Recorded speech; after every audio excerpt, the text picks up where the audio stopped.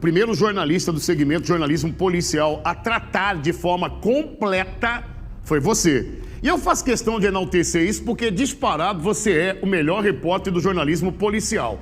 O assunto vai entrar na tela e também ganhou ontem as páginas, ganhou todos os sites e muito provável que todos os programas de TV em Mato Grosso e fora. O momento em que uma pessoa para ao lado ali de um homem com situação de vulnerabilidade, dá um tiro e mata. Mas peraí, esse homem em situação de vulnerabilidade não tem mãe, não tem pai? Tem. E a mãe assistiu e está assistindo o filho ser executado.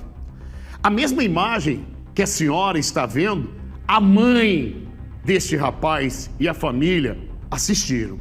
O Didio conseguiu um outro vídeo, como você percebe, onde você vai ouvir o que o então procurador da Assembleia Legislativa, imagino que já deva ter sido afastado, só temos que lembrar, ou função, né? Porque lá atrás um procurador também da Assembleia contratava garotas de programa e espancava elas, vocês devem se lembrar disso.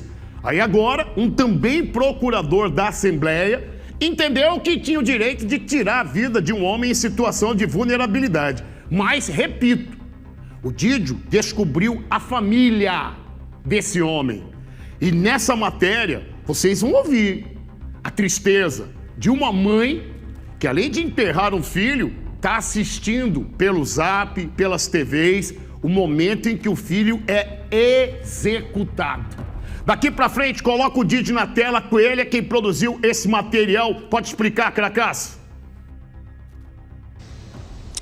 Vamos lá, Popão. Assim, a história já foi um pouco contada aí, mas de forma narrada no local e com a fala daqueles que foram entrevistados, isso é muito bom. Isso vai deixar muito claro inúmeras situações que foram apontadas e até como indigente, alguns acreditavam que esse rapaz seria enterrado, acreditando que ele não teria família.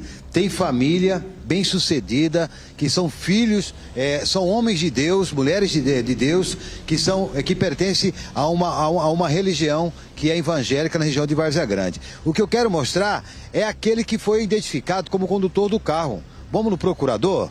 Mostra o procurador para mim, fazendo um favor. Vou chamar ele de advogado, tá, Pop? Porque é a profissão inicial, a qual ele foi concursado, proprietário desse carro que aparece na tela, que é o doutor Luiz Eduardo Figueiredo Rocha e Silva. No depoimento, o doutor Luiz, Pop, ele afirmou, olha só, que antes dele atirar no Ney, o que ele fez? Fica na foto do doutor Luiz, tá?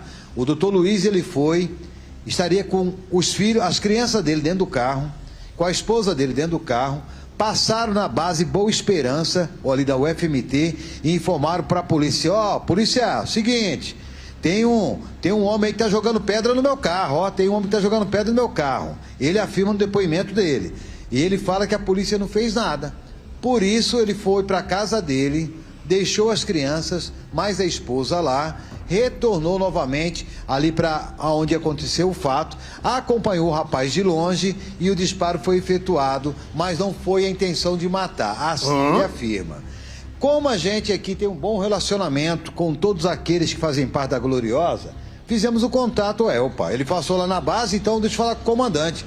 Ô capitão Marco de Melo, o senhor que está comandando aí a base da UFMT? Sim, somos nós mesmos.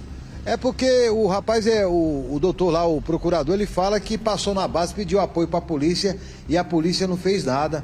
Aí o próprio capitão afirmou nossa equipe de reportagem, olha, pode falar em alto bom som que ele é mentiroso. Acabei de me reunir com toda a guarnição que estava na base, lá ele não passou. Se passou, Pop, não foi registrado ou não há comunicação ou não há a ciência por parte daqueles que estavam como policiais militares na noite do fato. Porém, quem passou lá na base para poder falar sobre o fato foram dois motociclistas que pararam e falaram, olha, tem um homem que foi morto ali do lado do FMT, vão lá. Aí que a polícia chegou no local, fez isolamento do local, acabou aí localizando de vídeo de segurança que se tratava de uma Land Rover, que posteriormente chegou à Polícia Civil, que é DHPP, e começaram a fazer um trabalho de investigação.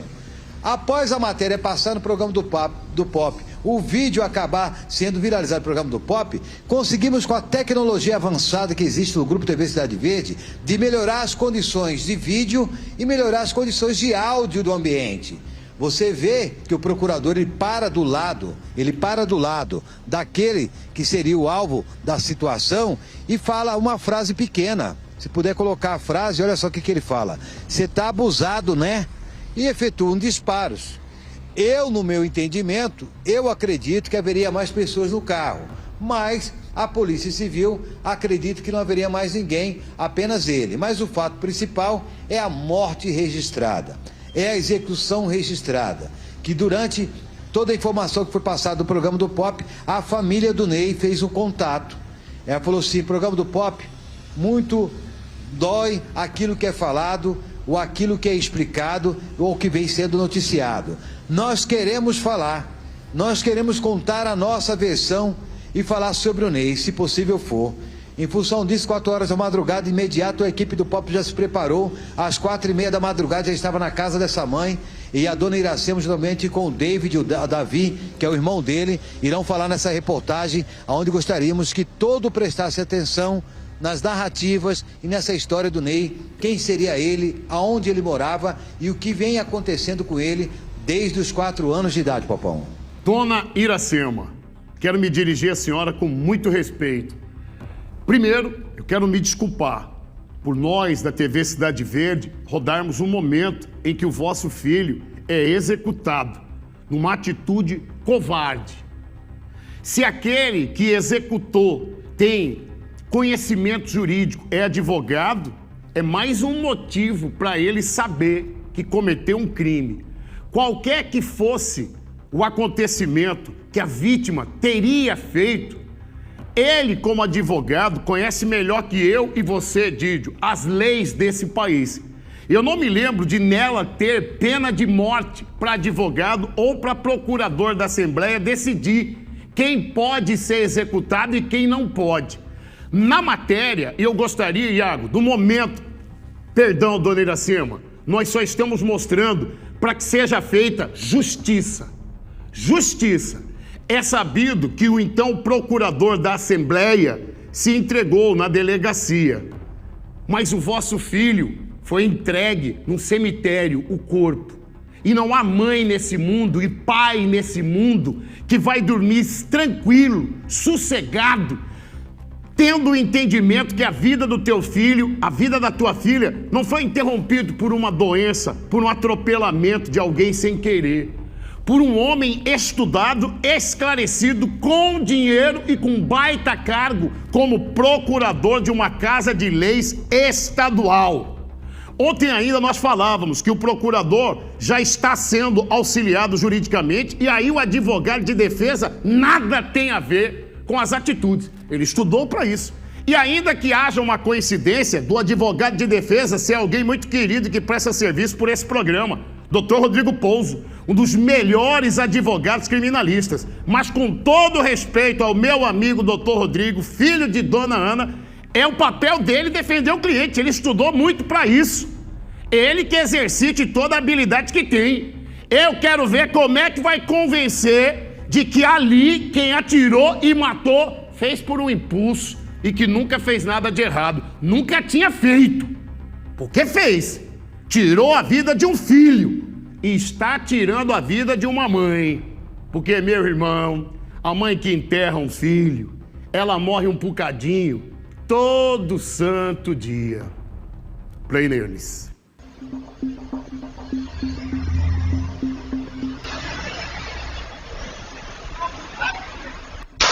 A nossa equipe de reportagem está na região do Chapéu do Sol, no município de Várzea Grande, para poder falar diretamente com a família daquele que foi executado, foi morto a queima-roupa em uma avenida ao lado da UFMT, no bairro Boa Esperança, em Cuiabá. A vítima, Neimília Alves Pereira, de 42 anos de idade, que acabou sendo replicado no programa do Pop.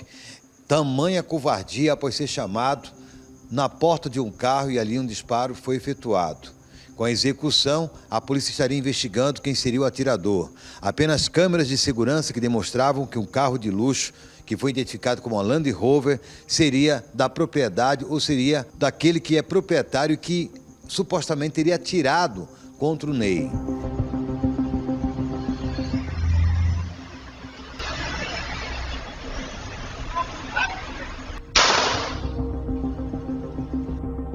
até que o seu advogado entrou em contato com a Delegacia de Homicídios e Proteção à Pessoa em Cuiabá e falou que às 2h da tarde, quinta-feira, o seu cliente iria se apresentar. Para a surpresa da população, aquele que disparou contra o Ney e acabou matando e fugindo do local, se trata do procurador da Assembleia Legislativa do Mato Grosso, o procurador Luiz Eduardo Figueiredo Rocha e Silva, que se apresentou apresentando o armamento que foi utilizado, que é uma pistola, além de revólver que ficou apreendida no pátio da delegacia e agora terá que passar por uma audiência de custódia. A família fez contato com a nossa equipe de reportagem e aqui no Chapéu do Sol, mais precisamente no bairro Nova Esperança, nós estamos com todos os familiares. Uma estrutura familiar a qual vem acompanhando há muito tempo, há mais de 20 anos, a situação do Ney, que sofre de esquizofrenia, onde há documentos que comprovam a dependência química misturada aí com essas alucinações, mas que não tem no seu histórico de vida nenhum crime praticado de grande potencialidade.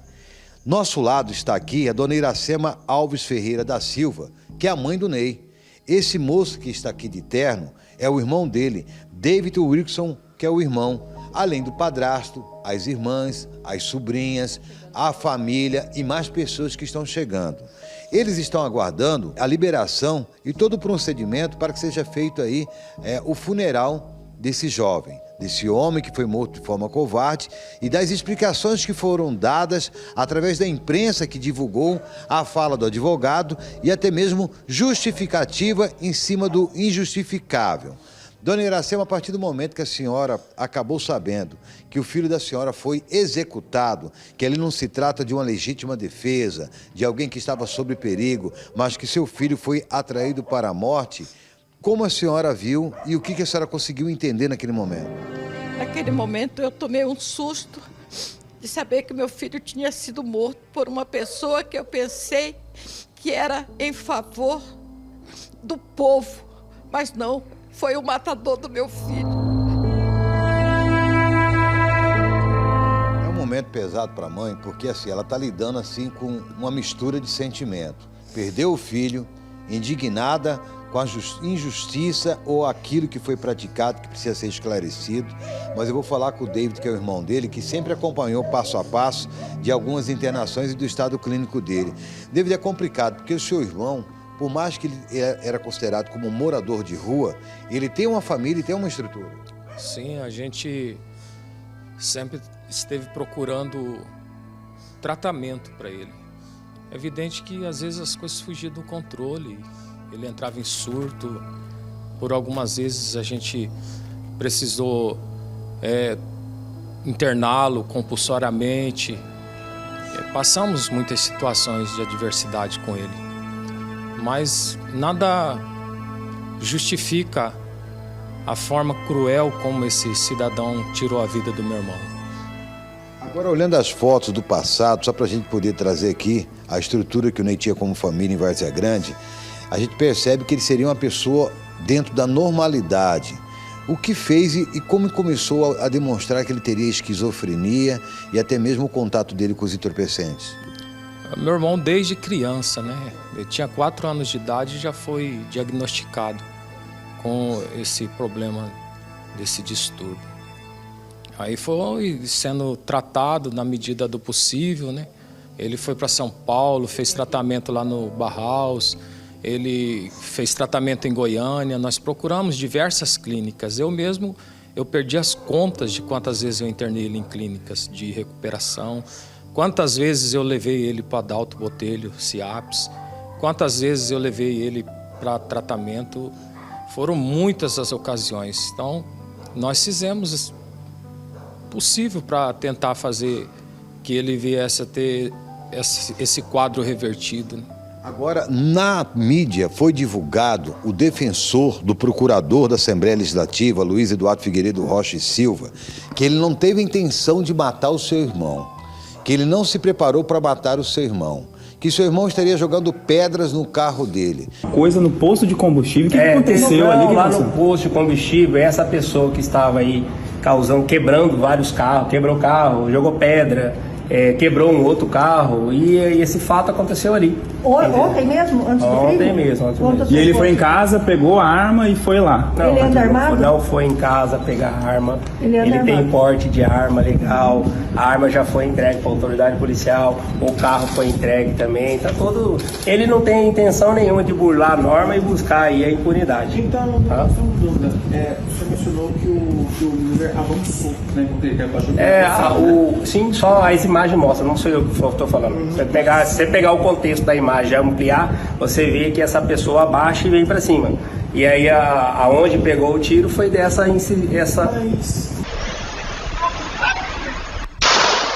Parou naquele momento. Por que parou?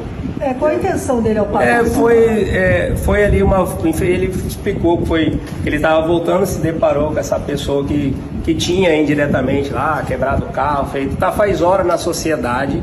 Essas perguntas também, né, que faz hora na sociedade aí, tem um histórico aí de criminalidade, faz hora jogando pedra, faz hora quebrando carro e isso uma hora ia acontecer com alguém.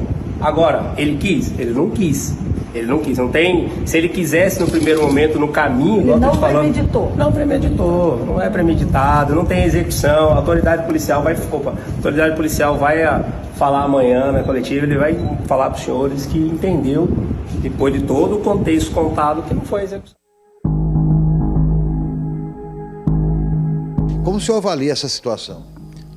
Paz, independente de que se ele, num surto ali, tenha feito qualquer tipo de agravo material a esse senhor, em hipótese alguma ele tinha o direito de fazer isso, de tirar a vida do meu irmão daquela forma cruel, chamando ele como se fosse dar alguma coisa para ele, trazendo ele para uma emboscada e a sangue frio ou de uma forma premeditada. Tudo supostamente indica isso, que ele premeditou chamá-lo e sacar da arma como ele sacou daquela forma e tirou a vida dele ali com um tiro a queima-roupa.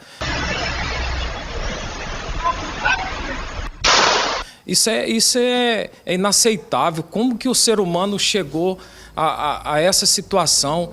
Eu creio que é o que a Bíblia diz, que por se multiplicar a iniquidade, o amor de muitos esfriará. E essa situação está acontecendo. Independente dele ter sido agravado materialmente, ele não tinha esse direito de tirar a vida do meu irmão. Se ele, por algum motivo, agravou moral ou materialmente esse cidadão, não justifica de forma alguma aquela agressão que ele fez contra o meu irmão, tirando a vida dele. Nada vai justificar. Você vê o Ney Miller, ele sempre foi uma pessoa que teve esse tipo de problema, mas ele não era de agredir as pessoas dessa forma como ele está dizendo. Não existe isso, isso aí é um factoide, isso é uma ficção que esse advogado ele está tentando trazer para atenuar a situação desse senhor. Porque, na verdade, foi algo que a gente entende premeditado. Ele premeditou essa ação para ele chegar até ali de forma covarde, numa emboscada. Tirou a vida do meu irmão de uma forma tão cruel, sendo ele um homem estudado, um senhor que tem conhecimento das leis. Ele se achou dono do direito de tirar a vida. Isso aí não pode ser mais uma estatística, gente. Quantos Ney Millers tem por aí que estão sendo executados e ninguém fala nada? Nós não vamos nos calar. Nós vamos ir atrás. Agora, 9 horas da manhã, tem o sepultamento dele. Nós estamos sabendo que há uma audiência de custódia para esse senhor agora. Mas eu quero fazer um apelo para o governador do estado, para o presidente da Assembleia Legislativa, para os deputados estaduais. O estado do Mato Grosso não pode ser um exemplo de impunidade para o Brasil, não, gente. Por favor, vamos tomar ciência dessa situação que aconteceu com meu irmão Ney Miller, que isso seja de exemplo, que não haja uma impunidade nessa situação. Eu peço que vocês nos ajudem. Ministério Público do Estado do Mato Grosso, ordens competentes. Nós não estamos falando nem citando um indigente que não tem família ou que não tem paradeiro, não tem RG, não tem CPF. Nós estamos falando de alguém que estava na condição de vulnerabilidade, dependente químico, porém, desde a sua infância, dos 4 anos de idade, já teria aí diagnosticado a esquizofrenia.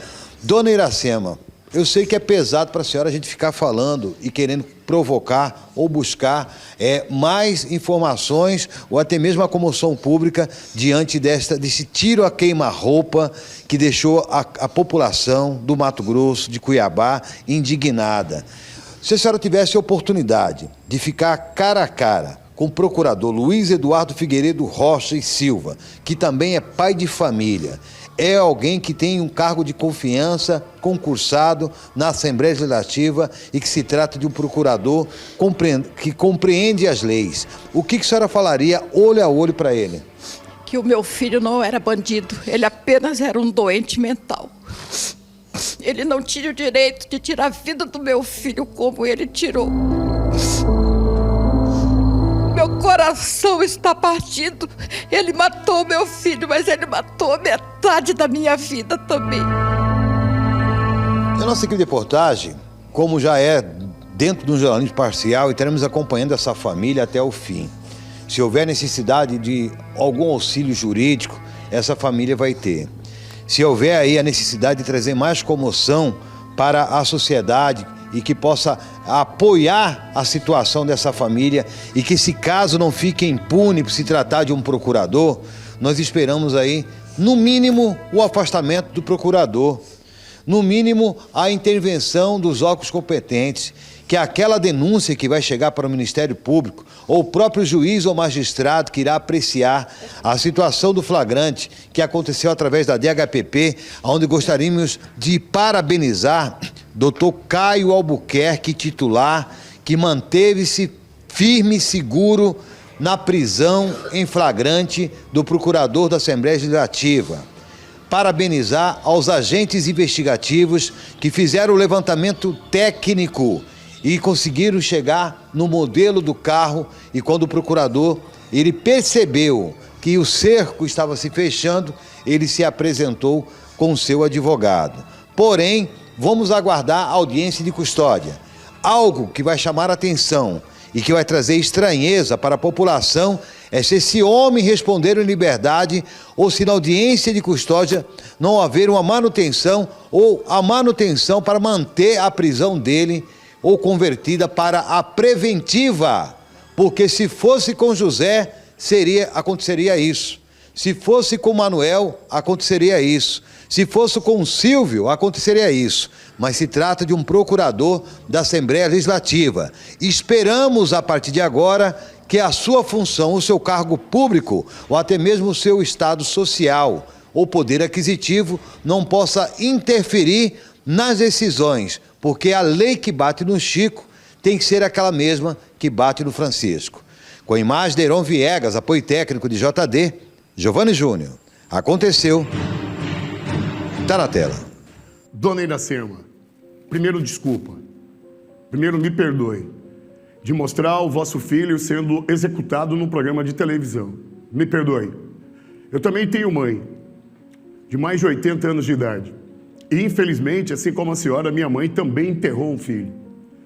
E sempre que tenho a oportunidade de almoçar com a minha mãe, percebo a emoção, a dor, toda vez que ela lembra do meu finado irmão.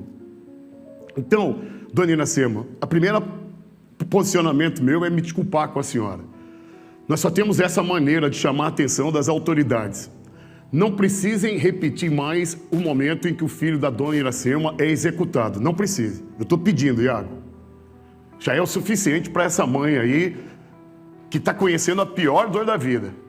Meu irmão, nesse mundo, você nunca vai conhecer um amor maior e mais verdadeiro que de mãe. Você imagina o sofrimento da Dona Iracema todas as noites dormindo e sabendo que o filho está debaixo de chuva, que está debaixo de sol, sendo maltratado pelas pessoas, porque quando você se torna numa situação de vulnerabilidade, você se torna uma pessoa invisível. Ninguém liga, ninguém olha, só a mãe. Imagine o sofrimento dessa mãe todas as noites, se é que ela conseguia dormir, quando colocava a cabeça no travesseiro e lembrava que o filho não tinha travesseiro, que estava na rua sendo judiado. E aquele que assassinou estudou, teve as melhores escolas e faculdades para entender que tem lei nesse país. Aliás, quem assassinou é advogado. Eu quero deixar muito claro que quem faz a defesa dele é um amigo meu, que eu tenho respeito e gosto. Mas eu disse ontem ainda ao doutor Rodrigo, por mais que eu tenha um amor ao doutor Rodrigo, a dona Ana, mãe dele, ele está fazendo o papel dele de advogado. Se você tiver que ficar com sentimento de raiva, de veneno, não é com um advogado que estudou para defender a cliente, é com quem cometeu o crime. Então, que o Luiz pague por ter tirado a vida de um filho e tirado a vida registrado em vídeo e áudio. Não repitam o vídeo, não precisa.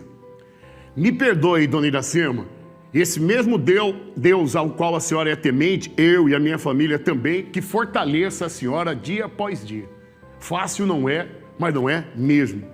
Senhores, eu vou pedir o auxílio de vocês. Eu sei que a próxima merchan ia ser lá na frente. Eu quero fazer agora.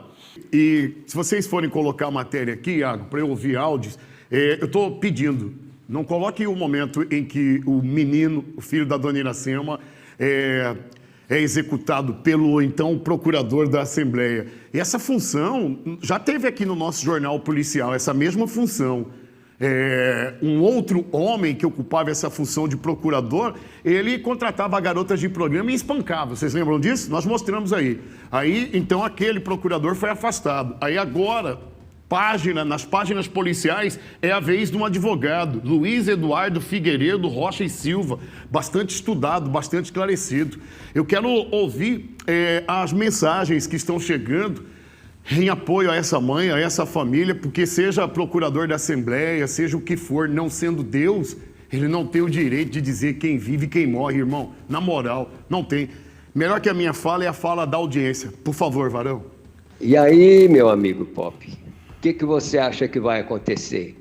Mais um, né? Um dinheiro que vai ficar respondendo em liberdade, vai anos e entra anos até o crime ser prescrito. Aí dá o quê? Pizza, não é verdade? É assim, meu filho, é o grande quanto o pequenininho. Sempre haverá disso daí. Não pensa que vai ser o último, não. Até pela voz dá pra gente ver que é alguém com experiência de vida, né? Play. Isso é muita covardia, rapaz. O cara tem poder na mão, pode fazer o que quiser. Se esse guri fosse meu irmão, eu juro pra você, ó. É dar resposta pra esse cara aí. Vai, o áudio. Bom dia, Pop. Aqui é Frederico do bairro Ribeirão do Lipa. Tudo bem? Estamos vendo esse caso do menino que morreu pelo procurador. Tem uma filmagem que você mostrou aí, o advogado fala que o cara não teve intenção de atirar no cara. Mas se você puxar a imagem devagar, você vê que o cara já está com a arma na mão e o braço esticado. Então, já estavam pensando na defesa. Dá uma olhadinha na filmagem que mostra do lado do carro, o cara já está com o braço esticado, não precisa com a colocar arma na mão. Então, se fosse seguro, o cara ia pegar a arma, o braço não estaria esticado, e aí ele ia baixar o braço do volante e pegar o revólver. Irmão, obrigado. Eu não vou voltar o vídeo, já judiei demais dessa mãe, né? Eu não vou voltar o vídeo, me perdoe. Eu só quero fazer uma rápida colocação para o senhor aí. Nós não temos que ficar no veneno com advogado, não. E não é porque é alguém que eu conheço. Porque quando um bandido é baleado e chega no hospital, ninguém fica no veneno com o médico que faz a cirurgia nele. Quando um bandido vai no açougue e compra carne, o açougueiro não fala, você é bandido, eu não vou vender para você. O advogado estudou para isso, irmão, para fazer a defesa. Ele é o menos culpado. Fosse o doutor Rodrigo, fosse qualquer advogado, ele está exercitando o que estudou. Tem que ficar no veneno com quem pratica o crime e não com o advogado que faz a defesa. Seria estranho se o advogado de defesa falasse, olha, meu cliente matou, tá errado, tava chapadão e sentou o dedo. É advogado de defesa. Play. Pop, eu tenho esse último áudio que eu vou rodar aqui, diante de vários que chegou para nós. Esse, nós recebemos no programa de ontem, de um frentista que estava trabalhando na noite do crime e narra um pouco do que aconteceu, Popão. Por favor. E aquele que estaria Bom dia, Pop. Esse andarilho aí que levou o tiro ontem, eu trabalho num posto de combustível ali próximo ali, né? Num posto de combustível ali na rotatória ali do viaduto do Shopping Três Américas. E esse andarilho, ele passou no posto ali, arrancou a placa de um carro que estava abastecendo, né? Era de um carro até de luxo também, só que era uma Porsche. Ele foi lá, do nada ele veio do lado do Comper, arrancou a placa desse carro aí e foi sentido para atravessar pro lado da UFMT. E nessa que ele foi, ele pegou umas pedras, acertou uns carros que estavam parados na conveniência, que acho que até quebrou o retrovisor, o vidro de um carro de um cliente na conveniência. E esse mesmo rapaz aí que levou o tiro, ele sumiu. Aí depois ele apareceu de novo, aí o pessoal queria bater nele e ele saiu correndo, né? Aí depois de umas 30, 40 minutos depois, veio um motorista de aplicativo lá abastecer, eu atendi ele, e ele falou que esse morador de rua tinha levado um tiro, e parece que estava morto ou estava esperando o SAMU ali nessa mesma região aí do lateral da UFMT, né? Ele acho que estava num surto, não sei o que estava acontecendo com esse morador de rua, que ele estava jogando pedra, estava provocando todo mundo, entendeu? E eu acho que esse rapaz aí desse carro aí deve ter sido alguém que deve ter, não sei, não posso afirmar, algum prejuízo com esse morador de rua e foi atrás, né, para tirar a satisfação e fazer a cobrança com esse rapaz, né? Meu nome é Gerson, também acompanho o programa aí todo dia. Obrigado. Obrigado, senhor Gerson. Obrigado, senhor. Ele então foi tomar satisfação e tomou a vida do rapaz. Seu Popão, para de ficar me rasgando, dando moral, elogiando. Você tem a tua timidez. Mas eu preciso dar parabéns pro você, pro Pedrinho. Tô falando sério. Pro Heron, o teu cinegrafista, o JD. O material que vocês produziram do filho da dona Iracema, a judiação que fizeram, é algo que as autoridades vão pedir, não precisa voltar o vídeo, para estar anexado no processo. Você pode ter certeza disso. A matéria que você, o Heron, o Pedrinho, o JD produziram, vai estar anexado no processo. Você pode ter certeza disso. Dá trabalho ser bom. Ser ruim é fácil. Então só estou enaltecendo o trabalho da equipe liderado por você nessa matéria muito bem editada. Eu não digo o conteúdo, a tristeza de uma mãe. É o passo a passo como se deu. Você oportunizou, advogado de defesa, a família. Parabéns, cracaço.